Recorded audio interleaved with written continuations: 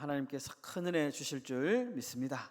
오늘 본문의 말씀으로 전도자에게 필요한 세 가지 마음이라는 제목 가지고 오늘 사랑방 전도 축제 시작을 좀 기념해서 우리 전도에 관련된 또 설교를 조금 하도록 하겠습니다. 여러분, 2011년도에 일본에 큰 일이 있었던 거 혹시 기억하실지 모르겠는데요, 큰 지진이 있었습니다. 2011년도에. 그런데 2011년도에 그 지진에 굉장히 좀 감동적인 이야기가 소개된 적이 있습니다. 어떤 이야기냐면 그 한 마리의 개가 보여준 행동 때문에 전 세계가 좀 감동을 받은 이제 사연인데요. 사진 한 장을 준비했는데 보시면 이 사진입니다. 이제 지진이 이제 쓰나미가 휩쓸고 간 지진이 일어나는 그 현장에 보시면 한 마리의 개가 이렇게 이제 개가 두 마리인데요. 한 마리는 쓰러져 있고 한 마리는 이렇게 지키고 있는 모습이죠. 이 사진이 크게 화제가 됐습니다. 이제 어떤 내용이냐 하면 이 이제 구조대원들이 이제 생존자를 찾기 위해서 막 돌아다니는 가운데 한켠에서 개가 막 짖고 있는 거예요. 구조대원들을 보자마자 컹컹컹컹 하면서 막 짖습니다. 그러면서 막 그 구조대원들을 어딘가로 막 끌고 갑니다. 따라오라는 식으로. 구조대원들이 좀 이상한 낌새를 차리고 그 개를 따라갑니다. 근데 알고 보니까 부상당해서 좀 전에 봤던 누워있는 움직이지 못하는 또 다른 개가 쓰러져 있는 것을 발견하게 된 겁니다. 놀라운 것은 그 개가 자리를 떠나지 않고 계속해서 곁을 지키면서 마치 이렇게 멍멍 짖는데 이 친구를 좀 살려주세요 라는 느낌에 그렇게 말하듯이 막 짖고 있었던 것이죠. 저는 참 이 이야기 보면서 되게 감동적이더라고요. 감동적이더라고요. 그러면서 저도 목사니까 또 이런 이야기를 보면 항상 또 이렇게 또 좀 이제 좀 신앙적인 면, 믿음적인 면을 좀 연결을 시키잖아요. 우리 좀 어떤 전도의 마음이 이런 마음이 되었으면 좋겠다. 우리 성도의 삶이 좀 이런 삶이 되었으면 좋겠다. 내가 좀 이렇게 살면 좋겠다. 저는 좀 생각을 했습니다. 한 마리 개, 그 친구 개를 잃지 않기 위해서 참 그 강아지도 한낱 미물에 그치지 않는 그 짐승도 그렇게 애를 쓰는데 우리가 한 영혼을 위해서 참 어떻게 마음을 갖고 있는가. 저는 좀 제 자신을 좀 이렇게 많이 돌아보면서 참 감동 깊게 이 이야기를 보게 되었습니다. 오늘 말씀은 우리가 전도하기 위해 필요한 마음과 자세 세 가지를 오늘 말씀 속에서 우리가 발견할 수 있는데요. 세 가지입니다. 하나는 사랑, 하나는 희생, 하나는 참여입니다. 사랑, 희생, 참여. 이 세 가지가 전도자에게 꼭 필요한 마음이다라는 것인데요. 좀 한 가지씩 살펴보도록 하겠습니다. 첫 번째, 전도자에게 필요한 마음은 뭐냐? 먼저 사람을 사랑하는 마음이 필요하다라는 것이죠. 19절의 말씀인데요. 우리 다 같이 19절의 말씀 읽어보도록 하겠습니다. 내가 모든 사람에게서 자유로우나 스스로 모든 사람에게 종이 된 것은 더 많은 사람을 얻고자 함이라. 여러분 잘 아시는 대로 바울은 학자였습니다. 굉장히 그 당시에 엘리트 출신의 정말 최고의 교육을 받은 학자였고요, 율법학자였고 바리새인이었습니다. 이 말은 요즘 말로 말하면 최고의 스펙을 가진 신학자였습니다. 바울의 관심은 온통 신학에 관심이 있었습니다. 신학에. 그리고 종교적인 열정이 굉장히 뛰어났던 사람이죠. 그런데 바울이 다메섹에서 이제 예수님을 만나고 난 뒤에 바울이 완전히 바뀌죠. 여러 가지 면에서 많이 바뀌었는데 그 중에 하나가 뭐냐면 관심이 바뀝니다. 그가 평생 열심히 그렇게 공부했던 이유는 그 신학, 유대교 신학, 거기에 어떻게 하면 좀 학문적인 업적을 남길까, 이런 어떤 신학의 관점에서 이제는 사람에게 관심이 바뀝니다. 사람에게. 여러분, 이 마음이 얼마나 간절했던지 오늘 이 19절에 읽은 대로 스스로 종이 되어 복음을 전했습니다. 스스로. 바울은 자유로운 로마 시민권을 가진 자유인이었습니다. 예.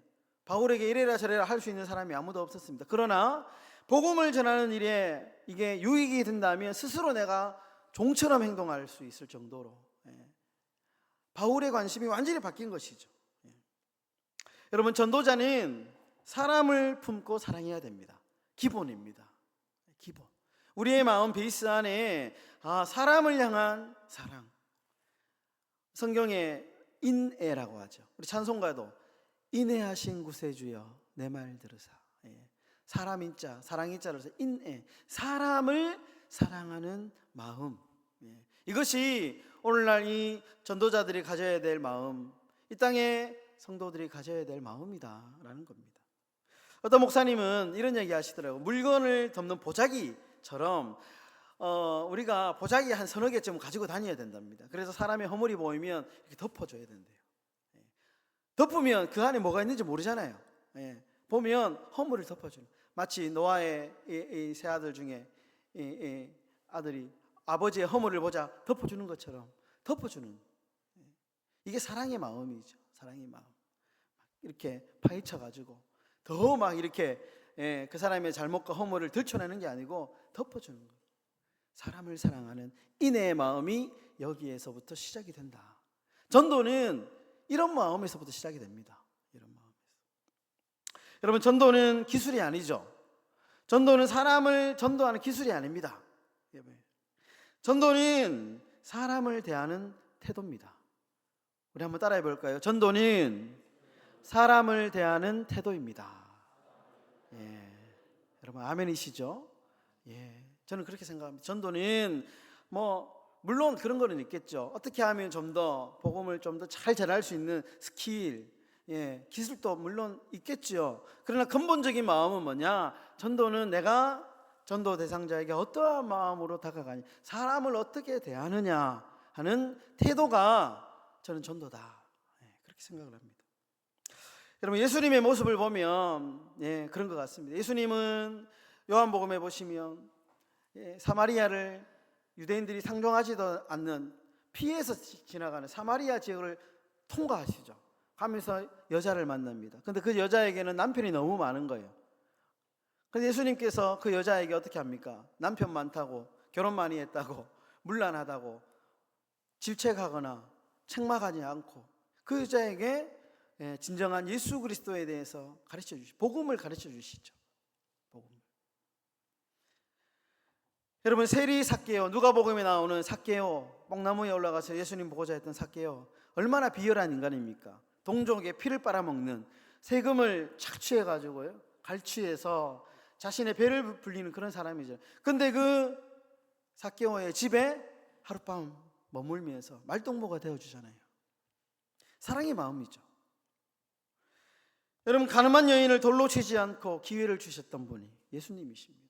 현장에서 잡혀온 여자, 당장 돌로 죽임을 당해도 당연한 그런 범죄자를 예수님께서 정죄하지 않으시고 덮어주시죠.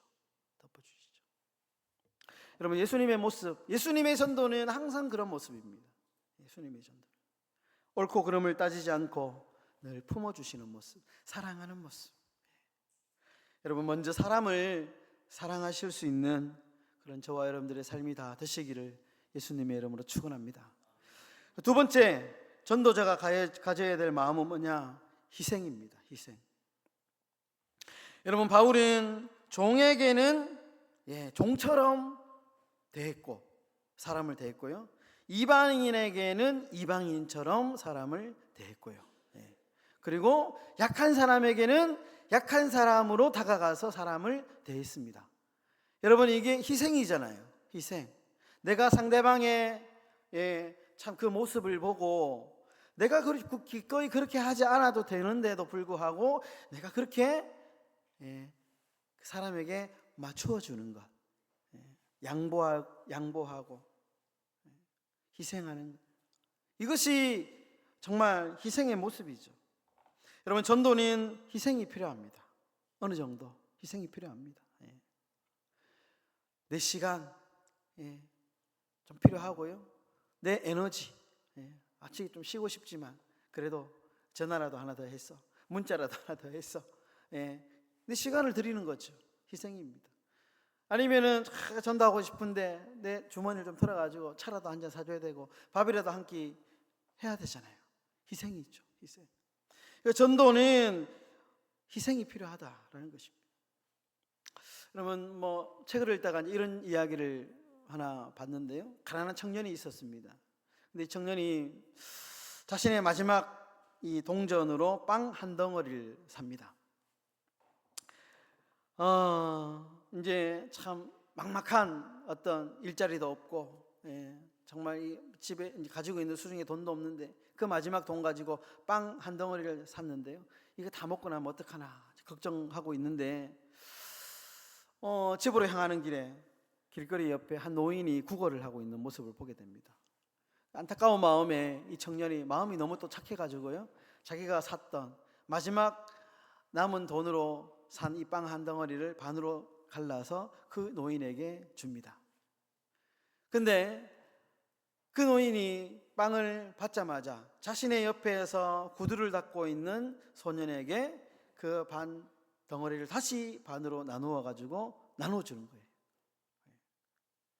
그런데 그 구두 닦는 이 소년 옆에 이 길 잃은 강아지 한 마리가 배가 고파서 낑낑거리면서 그 빵 조각을 보면서 막 달라고 낑낑거리고 있는 거예요.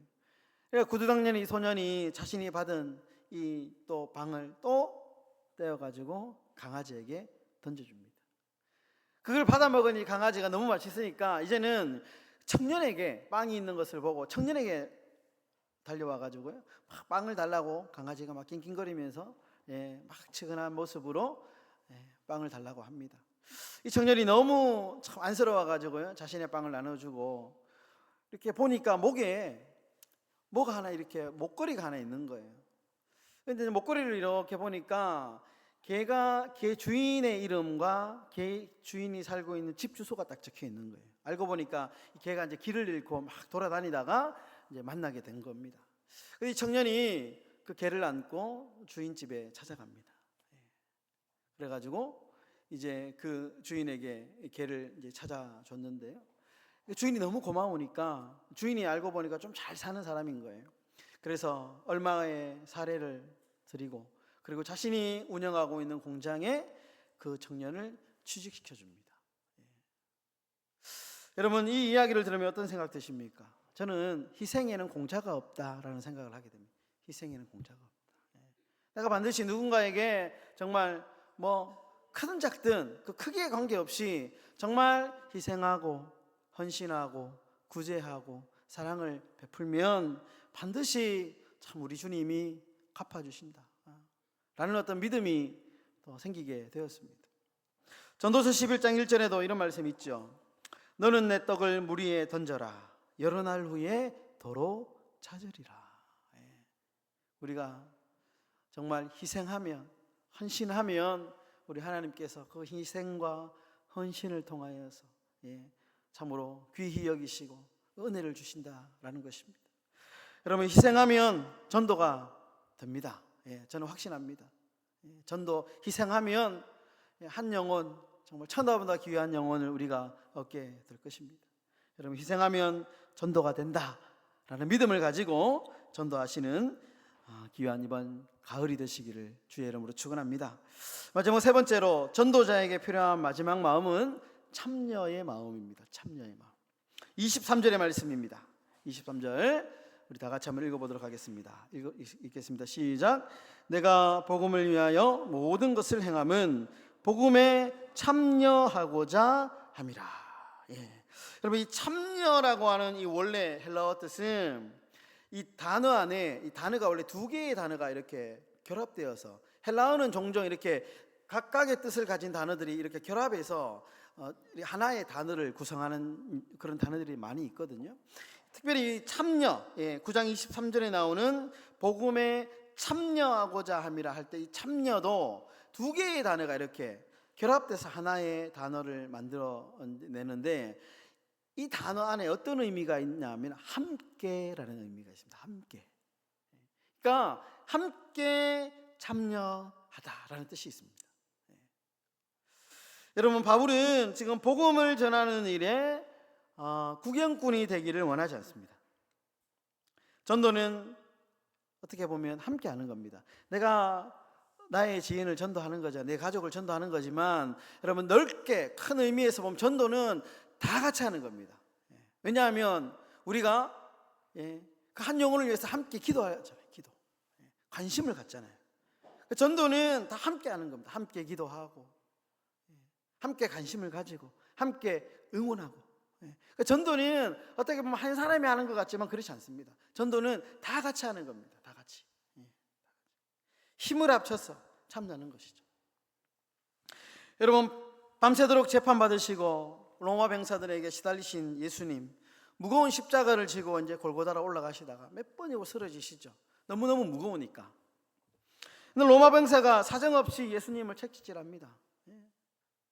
예수님은 겨우 일어나서 몇 걸음 걸어가는데요, 어김없이 또 쓰러지고 엎어집니다.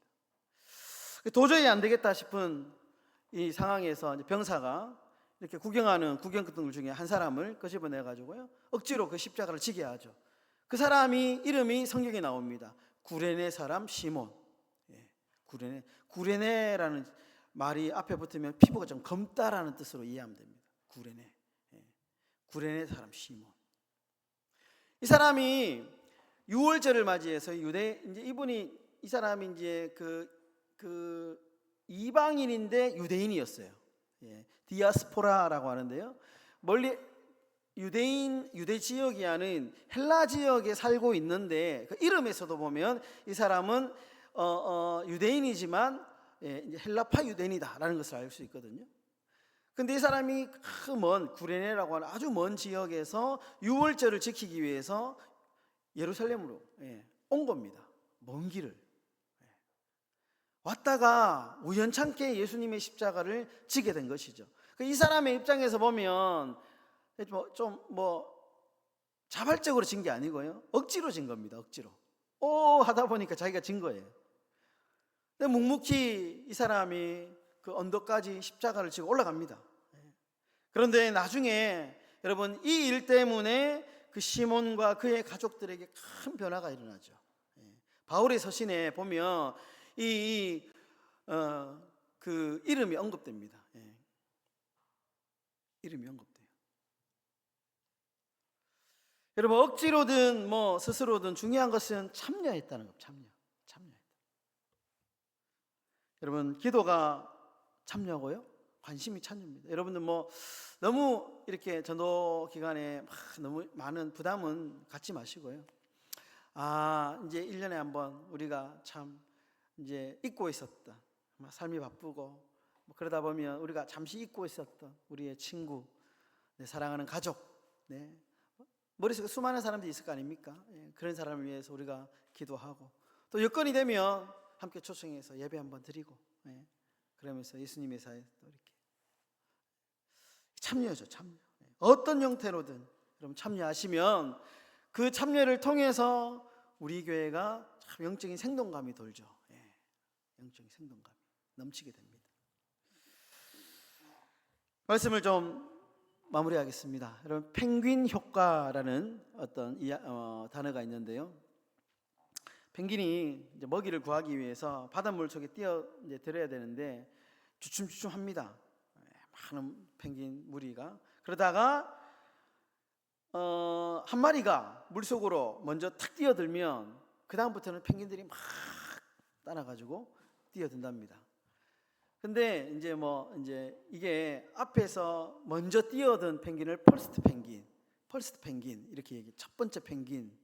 근데 이게 알고 보니까 예전에는 이 펭귄이 스스로 자발적으로 뛰어들었다, 리더십이다 하면서 이제 리더십을 강조할 때 이런 얘기를 이제 그 펭귄 임팩트, 펭귄 효과 이렇게 이제 이야기를 했거든요. 근데 그 조리학자들이 연구하는 사람들이 알고 보니까 이 펭귄이 자발적으로 헌신해서 뛰어든 게 아니고 뒤에 펭귄들이 밀려가지고 떨어진 거랍니다.